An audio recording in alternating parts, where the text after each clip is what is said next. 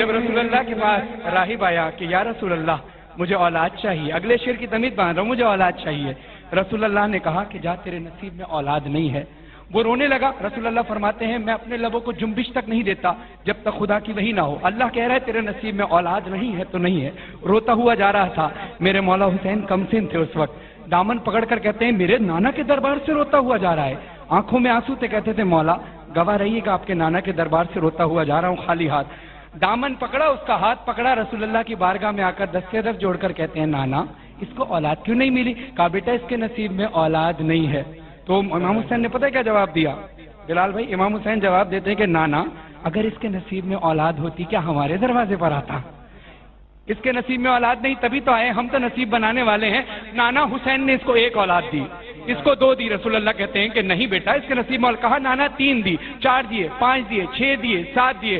اب دیکھیں اس میں معاذ اللہ یہ بات نہیں کہ اللہ نے رسول کی بات کو کم کیا، لیکن بتایا یہ اللہ نے کہ رسول وہی کرتا ہے جو میں کہتا ہوں، اور حسین جو کہہ دے وہ مجھے اللہ کو کرنا پڑتا ہے۔ اب راہب کو جب 7 بیٹے عطا ہوئے تو راہب نے خود مولا حسین سے کہا، سنا مولا حسین سے راہب کہتا ہے، مولا حسین سے کہتا ہے راہب کہ مولا بس مجھے اس سے زیادہ اولاد نہیں چاہیے۔ مولا نے راہب کی طرف دیکھ کر کہا راہب آج تو نے حسین کو روک لیا، ورنہ حسین تجھے اتنی اولاد اللہ سے دلواتا کہ بروز حشر حضرت آدم کی نسل ایک طرف کھڑی ہوتی اور تیری نسل ایک طرف۔ اب یہی روتا ہوا خوشی کے آنسو لیتا ہوا جب جا رہا تھا، لوگوں نے پوچھا راہب اب بھی روتا ہوا آ رہا ہے؟ بولتا ہے یہ خوشی کے آنسو ہیں۔ دیکھیے آج کل اکثر حضرات مجھ سے یہی مطالبہ کرتے ہیں کہ آپ ایسے اختلافی موضوعات کو چھیڑ کر امت کو منتشر کیوں کرنا چاہتے ہیں؟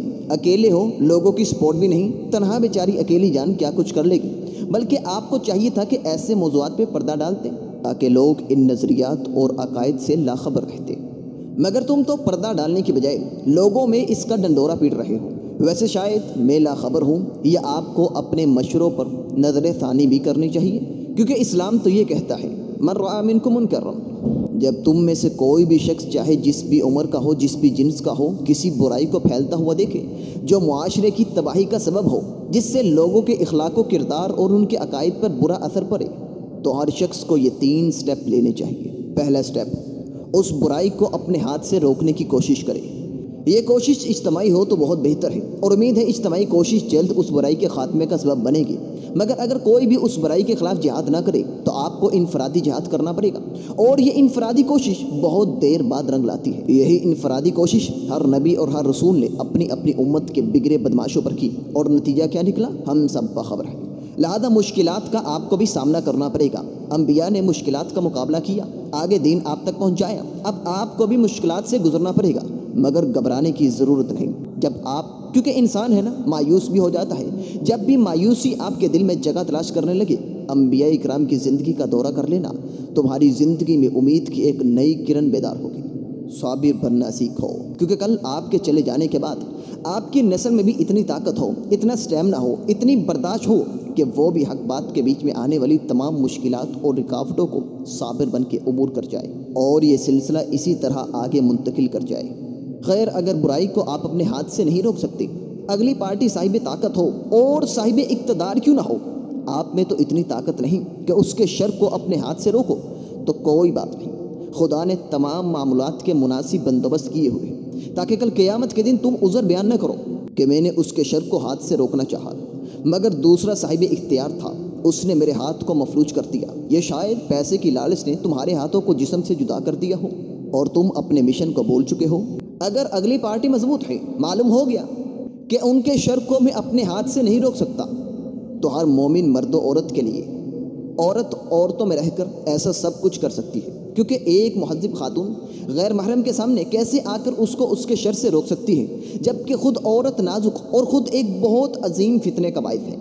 لہذا بہتر ہے یہ خاتون خواتین تک محدود رہے۔ ہاں، یہ اور بات ہے، اگر مرد اپنی ایمانی غیرت کما بیٹھے تو اسے اپنی نسل سے ایسے محاذ تیار کرنے ہوں گے جو انسانیت کی ہدایت کے لیے روشن مینارہ ہو۔ خیر، آج کل عورت کے شر کو نہیں روک سکتی، ماں اپنی بیٹی کے شر کو نہیں روک سکتی، تو یہ تو بڑی دور کی بات ہے۔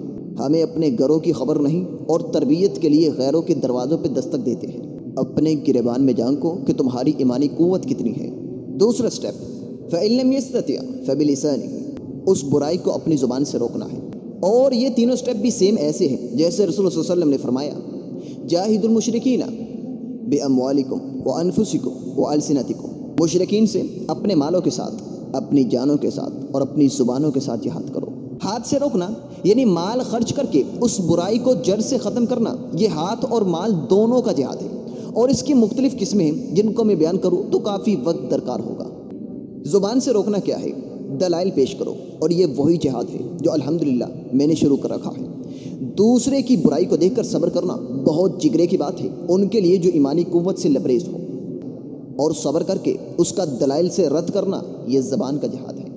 ایک بار روکنے سے اگر کوئی بھی شخص باز نہیں آتا تو تنگ دل مت ہونا کہ میرے محبوب پیغمبر محمد رسول اللہ صلی اللہ علیہ وسلم نے تو 23 سال دن رات ان کو سمجھانے کی کوشش کی، ان کی اصلاح کی، ان کی تربیت کی۔ جنہوں کے نصیب میں ایماندار ہونا لکھا تھا وہ پہلی دعوت کو قبول کر کے ابوبکر صدیق بن گئے، عثمان غنی بن گئے، علی المرتضیٰ بن گئے، اور جنہوں کے نصیب میں تقریباً 15-14 سال نبی کی نبوت کو ملنے کے بعد انہی کے ساتھ زندگی گزارنے کا موقع ملا اور وہ پھر بھی بے ایمان رہے، نبی کی جان کے دشمن رہے، انہیں دنیا ابو جہل کہتی ہے۔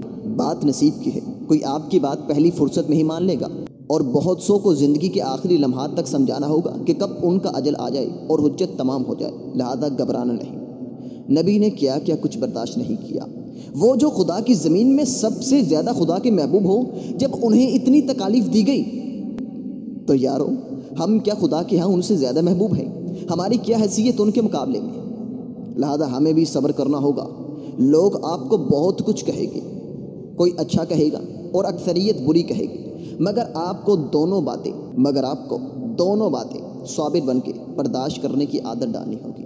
جس طرح مجھے ہر مسلک کے لوگوں نے سمجھانے کی کوشش کی کہ آپ نے یہ کیا عجیب و غریب کام شروع کر رکھا ہے، لوگوں میں نفرتیں پھیلانے کی بجائے محبت کا چراغ روشن کریں، تو حضرت چراغ تو میں نے روشن کر دیا ہے، اور یہ چراغ بھی ایک ایسی نوعیت کا ہے کہ اس کی مدھم روشنی میں بھی اگر کسی کو قریب سے پہچاننا ہو تو پہچاننے میں دقت اور دشواری نہیں ہوگی کہ آیا یہ مسلمان معاہد ہے یا نام قرآن و حدیث کا لے کر قرآن و حدیث کو بدلنے کی کوشش میں مصروف کار ہے۔ خیر، لوگ مجھے کہتے ہیں کہ آپ کو کیا ملے گا ان کے خلاف بول کر؟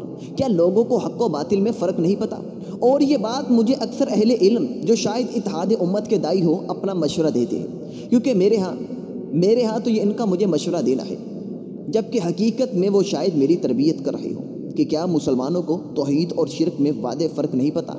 سنت اور بدعت، نیکی اور برائی، سچ اور جھوٹ، حلال اور حرام کی تمیز، کیا لوگ ان سب سے ناواقف ہیں جو آپ ایسے موضوع پر بولنے لگے ہیں؟ چھوڑ دے، سب کو پتا ہے حق کیا ہے اور باطل کیا ہے، اور یقین مانیے لوگ واقعی مجھے ایسا کہتے ہیں تو میں انہیں بڑا معصومانہ جواب دیتا ہوں کہ حضرت، لوگوں کو حق اور باطل میں، توحید اور شرک میں واضح فرق نہیں معلوم، اور اس کی وجہ بھی آپ ہے، کیونکہ زیادہ تر سوال کے جواب میں ہاں یا نہ چلتا ہے، اور میں یہاں نہ کا انتخاب کرتا ہوں۔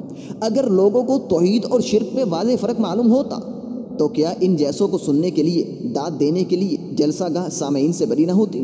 حضرت، یہ ہمارے معاشرے کا نہیں بلکہ آج کل کے دور کے تمام مسلمانوں کا المیہ ہے کہ جو باطل کی ترویج میں لگ جائے ہم اسے مشہور کر دیتے ہیں اور سب مل کر اس کی حمایت میں بول پڑتے ہیں، مگر جو معاہد حق کی ترویج میں لگ جائے تنہا اس کا خدا اور بہت کم لوگوں کی جماعت، اور اگر یہ قلیل جماعت نہ بھی ہو تو اس کو اس کا خدا ہی کافی ہے، ہی معلوم لوگوں کو توحید اور شرک کے درمیان واضح فرق کے بارے میں بتایا ہی نہیں اور بتانے کی زحمت بھی نہیں کی۔ اور سن لو، اگر ہمیں توحید اور شرک کے درمیان واضح فرق معلوم ہوتا تو آج کم از کم پاکستان مشرکین سے اسی طرح پاک ہو جاتا جس طرح عرب سے یہودیوں کو پاک کر دیا گیا۔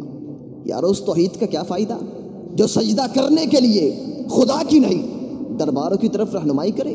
یہ کیسی توحید ہے اور کیسا توحیدی عقیدہ ہے جس کو اپنانے کے بعد آپ خدا کے ساتھ یا علی مدد، یا رسول اللہ مدد، داتا، غریب نواز، گن شکر، غوث اعظم وغیرہ وغیرہ کو مدد کے لیے طلب کریں؟ یہ کیسی توحید ہے کہ اپنی حاجات، مشکلات اور پریشانیاں خدا کے سامنے پیش کرنے کی بجائے یا علی مشکل کشا کرتے میری مشکلیں آسان، المدد المدد یا غوث اعظم، اجمیری الدین چشتی پار لگا دے میری کشتی، شہباز کرے پرواز تجانے راز دلا دے، وغیرہ وغیرہ، ایسے بہت سے نعرے ہیں جو مجھے اس وقت یاد نہیں، اور ویسے بھی مجھے یاد کرنے کی کیا ضرورت ہے۔ سوچو یہ کیسی توحید ہے کہ خدا کو بھی رازق مانو، رسول اللہ صلی اللہ علیہ وسلم کو بھی رازق مانو، اور مولا علی کو بھی رازق مانو، خدا کے نام پہ بھی خرچ کرو اور نیازی حسین بھی دو، خدا سے بھی مدد مانگو، پھر یا رسول اللہ مدد کا نعرہ لگاؤ، یا علی مدد کا نعرہ لگاؤ، یہ کیسی توحید ہے؟ خدا کو بھی علی کہو اور علی کو بھی خدا کہو؟ نعوذ باللہ من ذالک۔ اگر کوئی بھی ظالم ایسا عقیدہ رکھے تو اس سے جہاد کرنا ہم سب پر اسی طرح فرض ہے جس طرح خدا کی توحید کا تحفظ ہر مسلمان پر اس کا سب سے پہلا فرض ہے۔ حضرت، ہمیں شرک اور توحید کے درمیان واضح فرق ہی معلوم نہیں، اور معلوم بھی کیسے ہوتا؟ شاید ہماری رہنمائی کرنے والے خود کلمہ گو مشرک ہو تو ہم موحد کیسے بن سکتے ہیں؟ یہاں کوئی نبی کے نام کی قسم کھاتا ہے، کوئی ماں کی قسم کھاتا ہے، کوئی باپ کی قسم کھاتا ہے، کوئی کسی ولی کی، کوئی کسی نیک بندے کی، کہ ہمیں نہیں معلوم؟ آیا تھا ایک شخص اور کیا کہہ گیا؟ اس کے ذریعے رسول اللہ صلی اللہ علیہ وسلم نے ہمارے عقیدے کی اصلاح کر دی۔ کہا ما شاء اللہ و شئت، جو اللہ چاہے اور جو آپ چاہے، قربان جاؤ۔ کائنات کے سردار نے کیا کہا؟ اجعلتنی للہ ندا، کیا تم مجھے اللہ کے ساتھ شریک بناتا ہے؟ بل ما شاء اللہ وحدہ، اور میری شان میں مبالغہ آرائی کرنے والے یہ کیوں نہیں کہتا جو خالص توحیدی عقیدہ ہے کہ جو اللہ اکیلا چاہے وہی ہوتا ہے؟ اور پھر محبوب نے مسئلہ سمجھا دیا، من حلف بغیر اللہ فقد کفر او اشرک، جس نے اللہ کے علاوہ کسی اور کی قسم کھائی اس نے کفر کیا یا شرک کیا۔ فرمایا سن لو، اگر کسی دوسرے فریق کو اعتماد دلوانا مقصود ہو تب بھی فلن یحلف الا باللہ، اللہ کے علاوہ کسی کی قسم نہ کھائی جائے، اسی کے نام میں ساری طاقتیں ہیں، اسی کے نام میں ساری برکتیں ہیں۔ غیر اللہ کی قسم اٹھانا یہ کفر، یہ شرک ہے۔ ابھی بھی ہم کہیں کہ ہمیں توحید اور شرک کے درمیان واضح فرق معلوم ہے تو کیا یہ غلط بیانی نہیں؟ معلوم تھا، ان کو معلوم تھا کہ میرے ساتھی ایسے ہیں، میرے جانثار ایسے ہیں کہ میرے ایک اشارے پر گردن کٹوانے کے لیے تیار ہے۔ کہیں میرے چلے جانے کے بعد میری شان میں مبالغہ آرائی مت کر دینا۔ نبی کیسے اپنے جانثاروں پہ شک کر سکتے ہیں؟ لیکن امت کی رہنمائی مقصود تھی۔ کہا سن لو، لا تطرنی کما اطرت النصارى، میری شان میں ایسی مبالغہ آرائی مت کر دینا جیسی مبالغہ آرائی عیسائیوں نے عیسیٰ بن مریم کے بارے میں کی۔ کسی نے عیسیٰ کو اللہ کہہ دیا، کسی نے عیسیٰ کو اللہ کا بیٹا کہہ دیا، کسی نے مریم کو اللہ کی بیوی کہہ دیا، کسی نے مریم کو خدا کے بیٹے کی ماں کہہ دیا۔ اور مسلمانوں، مجھے تم نے کیا کہنا ہے؟ قربان جاؤ اپنے نبی کی سادگی پر۔ فرمایا مجھے تم نے اللہ کا بندہ کہنا ہے اور اس کا رسول کہنا ہے۔ یہ ہے توحید، یہ ہے توحید عقیدہ۔ خیر، میں یہ بات ایک دفعہ پہلے بھی بیان کر چکا ہوں کہ ایسے مولوی جو لوگوں کو شرک سے باز رہنے کا درس دیتے ہیں، گھنٹوں گلا پھاڑ کے تقریریں کرتے ہیں، انہیں خود شرک کی تعریف یاد نہیں کہ شرک کی ڈیفینیشن کیا ہے، کہ جو دربار کے سالانہ عرس کے موقع پہ دربار پہ بیٹھ کر لوگوں کو کیسے توحید کی دعوت دے سکتا ہے؟ پہلے اپنے آپ کو شرک سے پاک رکھنا ہوگا۔ خیر، میں ابھی تک تو زبان سے جہاد کر رہا ہوں، اور جو بھی مجھے جیسا بھی مشورہ دینے والا ہو، الحمدللہ میں اس جہاد کو کبھی ترک کرنے والا نہیں، اور یہی میرے ہاں توحید کا تحفظ ہے۔ مال میرے پاس ہے نہیں، ہاتھ سے روکنے کی طاقت نہیں، ابھی تک اللہ کی مدد سے زبان سے کام چلا رہا ہوں، آپ تک بات پہنچا رہا ہوں، اور اب آپ پر بھی یہ ضروری ہے کہ میرے اس پیغام کو آگے پہنچائے تاکہ لوگ میرے بارے میں جان سکیں کہ میں فرقہ واریت کی ترویج نہیں بلکہ توحید کا پرچار کرنے والا ایک سپاہی ہوں۔ اور رہے گی بات تیسرے سٹیپ کی، تو الحمدللہ ابھی تک اس کی نوبت نہیں آئی، اور جب آئے گی تو انشاءاللہ بیان کر دوں گا۔ اب انشاءاللہ اگلے درس میں جو آپ نے ان کی گفتگو سنی اس کا تفصیلی جواب ہوگا۔